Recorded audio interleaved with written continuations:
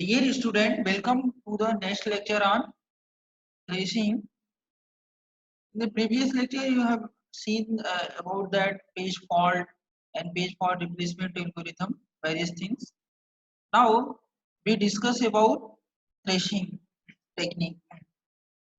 Suppose first you draw a graph between CPU utilization and degree of multiprogramming. You already know that what is degree of multiprogramming, the CPU scheduling algorithm. Degree of multiprogramming is that the number of programs existing in the main memory at a particular moment of time is known as degree of multiprogramming. I I want I see I want to see the what scenario happened when we increase the degree of multiprogramming after some point lambda. We will see what happens. Now you can see from the graph, this graph is exponentially increases when the degree of multiprogramming is 0, CPU utilization is 0. When you increase the multiprogramming, the CPU utilization increasing exponentially. But after some threshold lambda, if you further increase the degree of multiprogramming, the CPU utilization drastically fall down. See here from the graph. If you increase it previously, when you increases the degree of multiprogramming, the CPU utilization increasing exponentially. After some point of time, lambda, the CPU after some point of lambda, the CPU utilization drastically fall down. Why? This is because due to the page fault occur more, and the system spends more time to spend more time in swapping and swap out the pages. This technique is known as thrashing. Now take one example. Suppose initially the frames was 400 and the number of processes was only 100. So each process will occupy 400 divided by 100. It will occupy 4 frames. Each frame has allocated 4 frames previously. Now suppose you increase the number of process. Now it becomes 400. And so each process will allocate 400 divided by 400 because the number of frames which are available is 400. After some point of time you increases the number of process, it becomes 400. So each process will allocate one frame. 400 divided by 400. So each process will allocate one frame. Previously each process has allocated 4 frames. Now each process will allocate one frame. In the initial degree of multiprogramming, the CPU utilization is very high. System resources are utilized 100%. Why? Because each process has 4 frames. Previously, each process has allocated 4 frames. Now it becomes one frame is allocated to each frames. Now you increases the degree of multiprogramming. Previously, the degree of multiprogramming was only 100 because the number of process was 100. Now it becomes 400. So degree of multiprogramming becomes 400. So each process will occupy one frame. Now if we further increase the degree of multiprogramming after some extent of point lambda, the CPU utilization is drastically fall down. Now you can see from the graph here when the degree of multiprogramming was less, then the CPU utilization is increasing exponentially. After some point of time lambda, if you further increase the degree of multiprogramming, means you increase the number of processes, then the CPU utilization is drastically fall down. Why? This happens because each process, the number of frames allocated to each process will also less. Initially, each process has 4 frames. Now it becomes each process has allocated only 1 frame. That's why the CPU utilization is drastically fall down because the system will involved in swapping and swap out the pages more time. That's why the CPU utilization performance is drastically fall down. This technique is known as thrashing.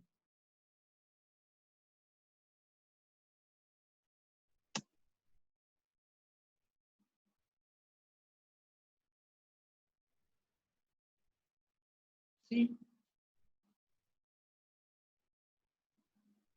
and the system will suspend more time only is page replacement, and the time taken to complete the execution of process increase will increase. This situation in the system is called as thrashing. If you increase the degree of multi-programming after some threshold lambda, then the number of process allocated to each process will be less. In this case, to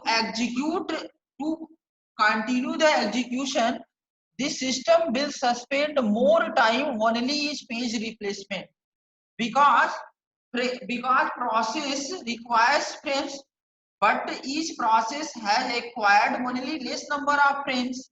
So system will suspend more time only in the page replacement, and the time taken to complete the execution of the process will increase. This situation in the system is called as thrashing. If you increase the degree of multi-programming after some point of time, then the number of frames allocated to each process will less. In this case, to continue the execution, the more number of time the system performs swap in and swap out the pages. To continue the execution of the process, it takes more time. This situation in the system is called as thrashing. What is the reason behind thrashing? The first reason is that high degree of multi-programming. You can see from the graph.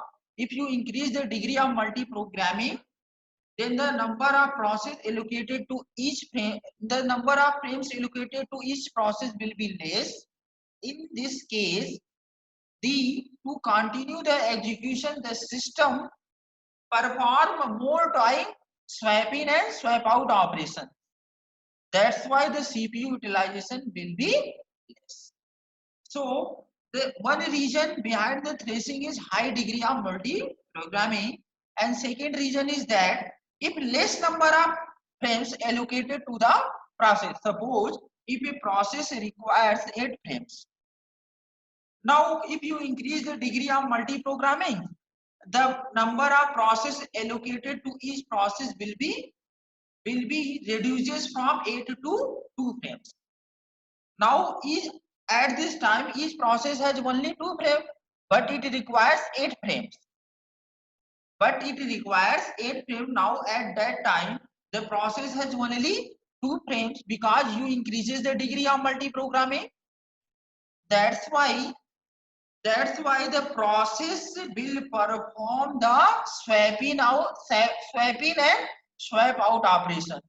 It will brought the desired page of the corresponding process from logical address space to the physical memory, and it replaces some pages from physical memory to the logical address space.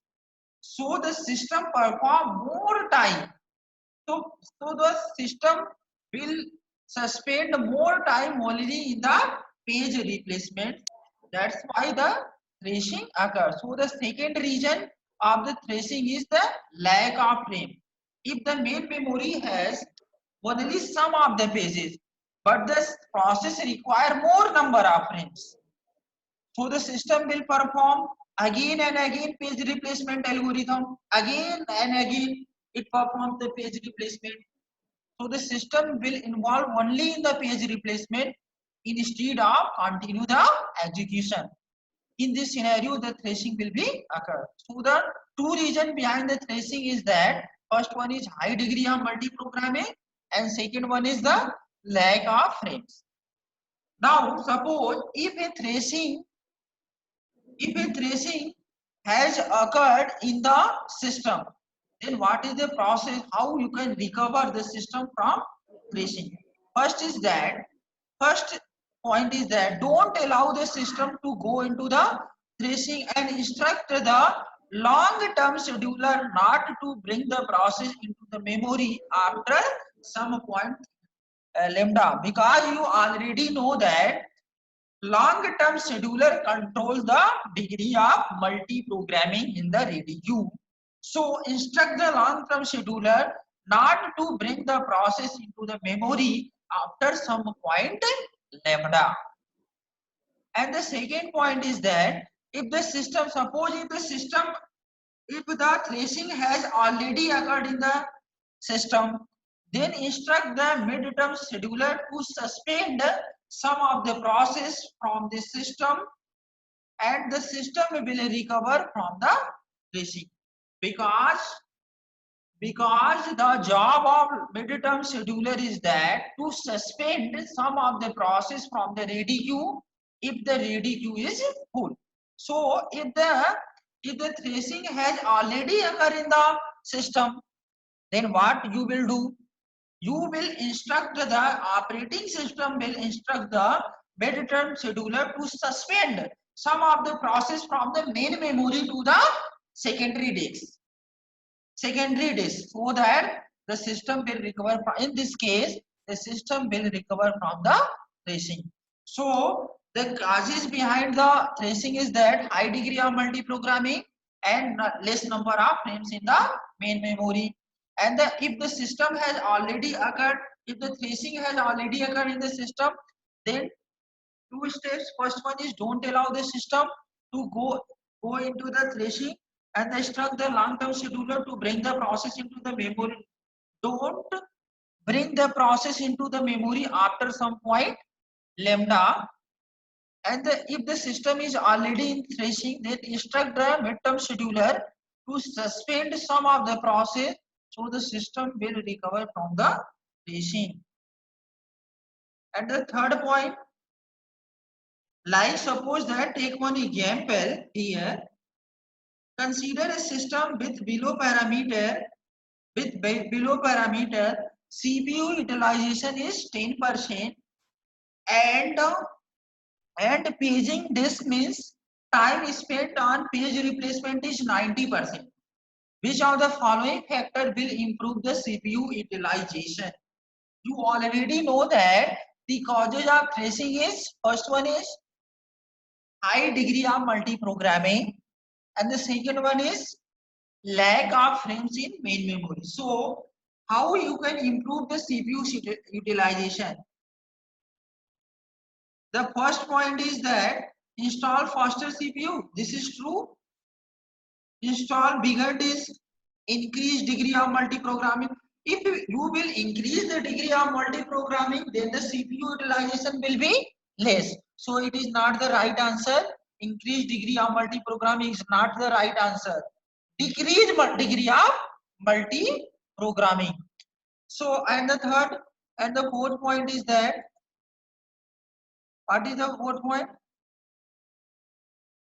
Fourth point is decreased degree of multiple. Yes, it is true, because from the graph you can see that after some point of time, if you will further increase the degree of multi-programming, then the CPU utilization will be less.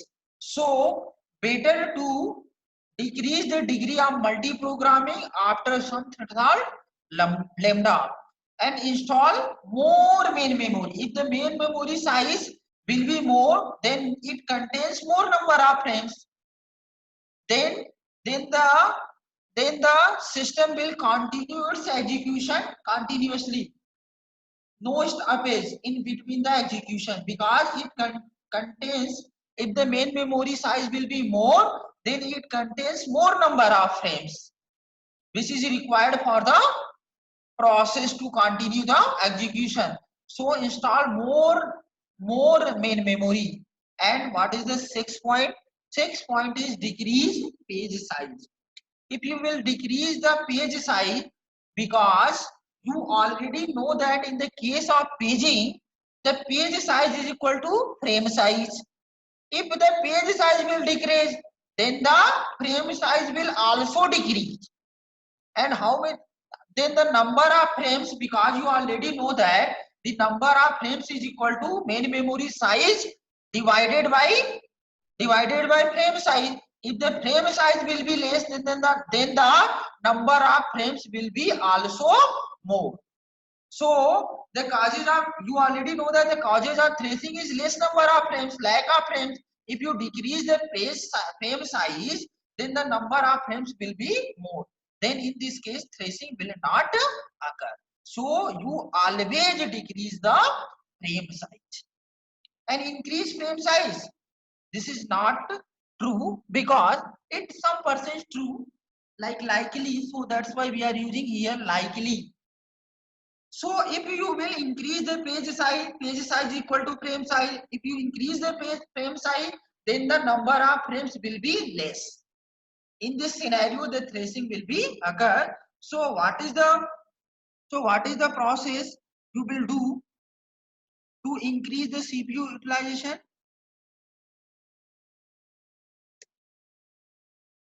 Which of the following factor will improve the CPU utilization? First one is decrease degree of multi-programming.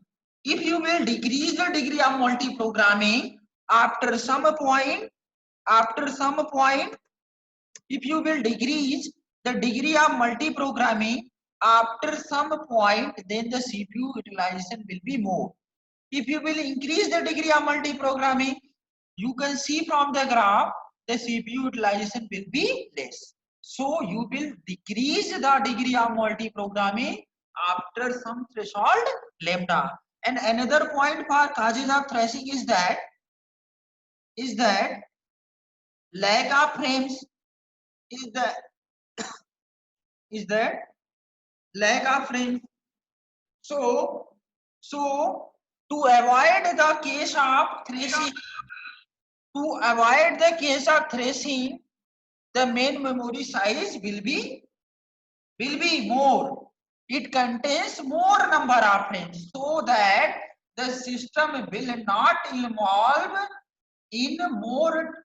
So the system will not spend more time in swap in and swap out operation, because if the main memory size will be more, then it contains more number of frames that is required for the process to continue its execution. So the number of frames will be more, then the thrashing will be avoided.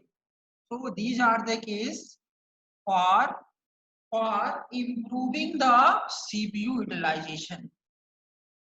These are the case for increasing the CPU utilization. First one is decrease degree of multi-programming, install main memory, and third one is the decrease page size or frame size, and fourth one is the increase page size in some cases. These are the point to increase the CPU utilization. Now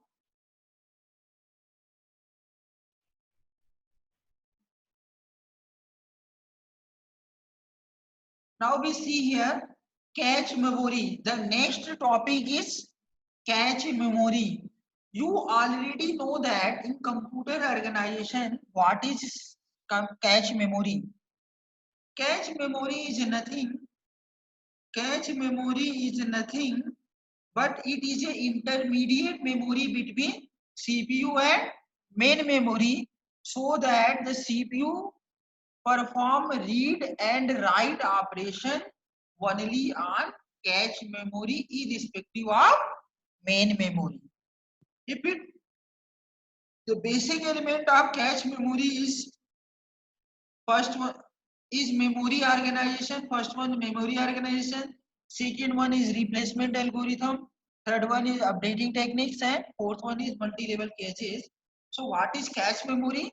Cache memory is a memory intermediate memory which is used between CPU and main memory to increase the performance of the main memory access.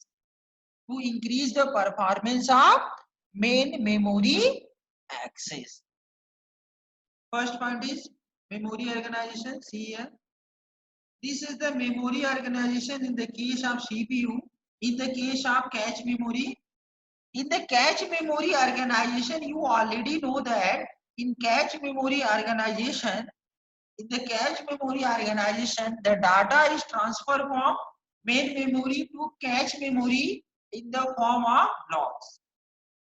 Therefore, both of the memory must be organized into the block because the data is transferred from the main memory to the cache memory. If the cache memory block size is not equal to the main memory block size, then how the data can be fit into the cache memory?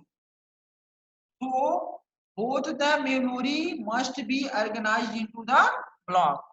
In this process, the cache memory and main memory are divided into equal parts based on the block size.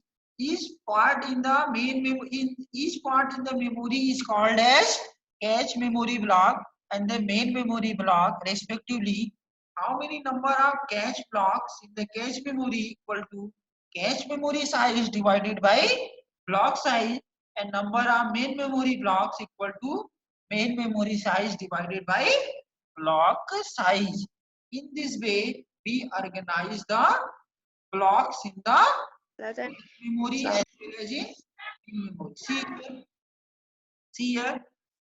Let us consider one example. 8 byte cache memory and 2 byte block size. Then what is the number of how many number of cache block in the cache memory? If the cache memory size is 8 byte and the block size is 2 byte, so the number of lines or blocks equal to cache memory size divided by block size. So how many number of lines? 8 divided by 2. How many number? 8 divided by 2. The number of lines in cache memory will be 4. And each line contains 2 byte. Each line contains 2 byte because the block size is 2 byte. See here. Cache memory size is 8 byte and 2 byte block size. And see here, before organization, the cache memory size is 8 byte and each addresses 8 addresses. 8 addresses contain 8 addresses. Each addresses contain 1 byte. So what is the size of the cache memory if each addresses contain 1 byte? If the memory is byte addressable. 8 into 1 byte, it becomes 8 bytes. So cache memory size before organization is 8 byte and after organization, see here, after organization the number of lines will be cache memory size divided by block size. The number of lines will be 4 and each line contains 2 byte because the block size is 2 byte. See here, after organization, how many number of lines? 4 lines, 0 0 0 1 1 0 1 1 and each line contains 2 byte. 0th byte, first byte, 0th byte, first byte, 0th byte, first byte, 0th byte, first byte. What 0 and 1 represent? 0 and 1 represent the word number in the corresponding lines. The first word number in the first line. The second word number in the second line. The 0th word number in the second line. The first word number in the second line. In this way, we organize the cache memory. These addresses is represented as the line offset and the word number is represented as the word offset.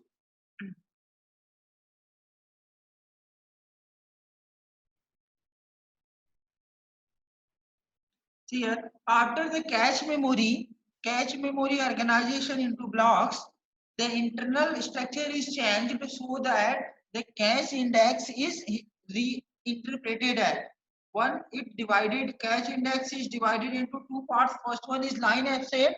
Line offset is used to represent the number of lines in the cache memory, and word offset represent the word number within the block. So the line offset represent line number in the cache memory, which is equal to log base to the log base to the log base to the how many number of how you will find the number of lines in the cache memory. You will find equal to the cache memory size divided by block size. So it will become the number of lines divided to the number of how many number of bits required to represent the line offset will become the number of line base 2, just similar to the paging concept or page offset. And the word offset represent the word number within the corresponding block. So the how many number of bits required to represent this word offset is equal to the block size to the base 2, because in the previous example block size was 2 byte, so 2 to the base 2 it becomes 1 byte. 1 byte is the 1 byte for word offset and 2 byte for line offset, so it becomes 3 bit. So the cache index is represented with 3 bits. Let us consider one example. Let us consider another example. Suppose a 16 byte main memory with a block size of 2 byte. Before organization, because byte memory is byte addressable, so it contains how many addresses? 2 to the power 4 means it contains 16 addresses, and each addresses contain 4 bit. 4 bit, because 2 to the power 4. What 4 represent? 4 represent the bit number required to represent each address. So it will become, so it contains 16 physical addresses for main memory, and each addresses contain 1 byte. So what is the main memory size? 16 byte. After organization, first find the number of main memory block. Main memory block will be equal to the main memory size divided by the main memory size divided by block size. It will becomes 8. So it contain total 8 blocks. Each block contains 2 bytes. So total size will be 8 into 2 byte equal to 16 byte. Before organization, memory is represented like that, and after organization, memory is represented like that. Each block contains 2 bytes. 0th word and first word of the first block, 0th word and first word of the second block in the similar way. The block is represented as the tag number, and these addresses is represented like as the word offset. So the memory index will be represented as,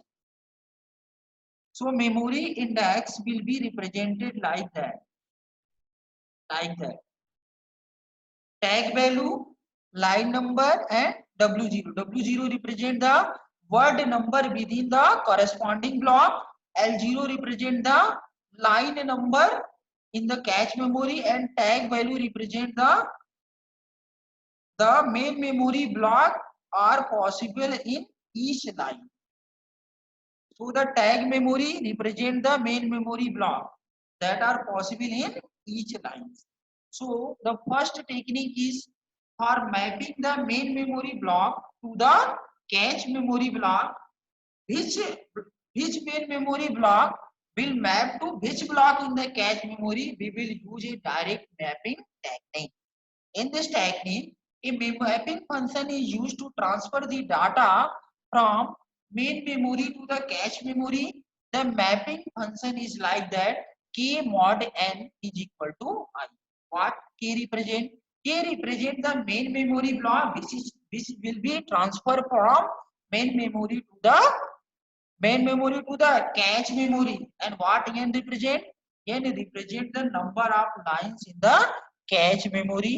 And what I represent? I represent the cache memory line number. So if you want to map which zeroth block of main memory will map to which block in the cache memory, apply the mapping function k mod n. K means main memory block number and N means number of lines in the cache memory. I represent the corresponding cache memory line number. Which block of the main memory will map to which block in which lines of the cache memory? We will apply mapping function. Zeroth block of main memory will map to the zeroth lines of the cache memory. 0 mod 4 because the cache memory contains 4 lines. So zeroth block of the main memory will map to which line number to the cache memory? We will apply a mapping function 0 mod 4. So zeroth block of the main memory will map to the zeroth lines of the cache memory. In the similar way, first block of the main memory will map to the first line of the cache memory, and the second block of the main memory will map to the second line of the cache memory. Third block of main memory will map to the third line of the cache memory, because the cache memory is only 4 lines. Which block of main memory will map to which lines to the cache memory?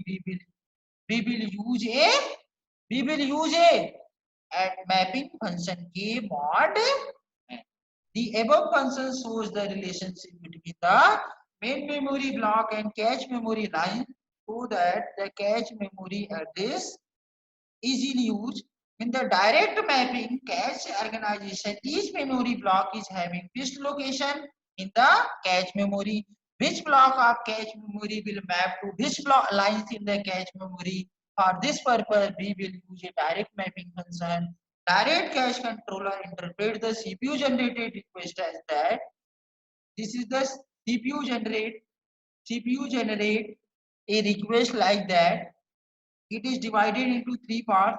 First one is tag, second one is the L0, it represents the line number in the cache memory. W0 represent the word number within the corresponding block. So 4-bit physical address is divided into 3 parts. Tag, the number of bits required to represent the main memory block that are possible in each line, and the L0 represent the number of bits required to represent the line number in the cache memory, and the W0 represent the number of bits required to represent the word number within the block. So if L0 contain 4 lines, then how many number of bits required to represent? So number of lines to the base, take 1 log, number of lines to the base 2. If number of lines is 4, then how many number of bits required to represent the line number? It requires 2 bits. If the block size is 2 byte, then how many number of bits required to represent the word number in the corresponding block is log base to the block size. It requires 1 bit. And tag is represent the tag size. How many number of bits required to represent the main memory block that are possible in each cache line? How many main memory blocks are possible? We will represent with the help of tag value. Now see,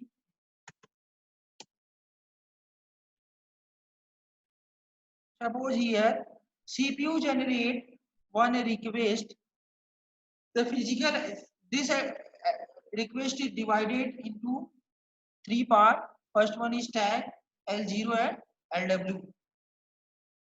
See, L0 represent the number of lines and W0 represent the word number within the block. and tag represent the number of main memory block that are possible in each line. So before, cache memory contains 4 lines. So how many number of bits required to represent the each line? 0 0 0 1 1 0 1 1. So this becomes 2. And the word is block size is 2 byte. So how many number of bits required to represent the block number, the word number within the block? It required 1 bit because block size to the base 2. Take logarithm value on the base 2 of the block size. It will becomes 1 bit. And tag size, how will you will find the tag value? Because the physical address is 4 bit. Because the physical address is 4 bit. So the tag value becomes 4 minus 3. It will becomes 1 bit. So direct mapping. So this is the organization of main memory organization. This is the cache memory organization. It contains 4 lines and each line contains 2 bytes. 0th byte and first byte. 0th byte, first byte. And this is the main memory. It contains, because the main memory size is 8 byte, it contains how many addresses? How many blocks? B0 to B7, and each, because the block size is 2 byte, so it contains 2 words at each block. Within each block, how many words? 2 words. Because the main memory size is 8 byte and each block size is 2 byte.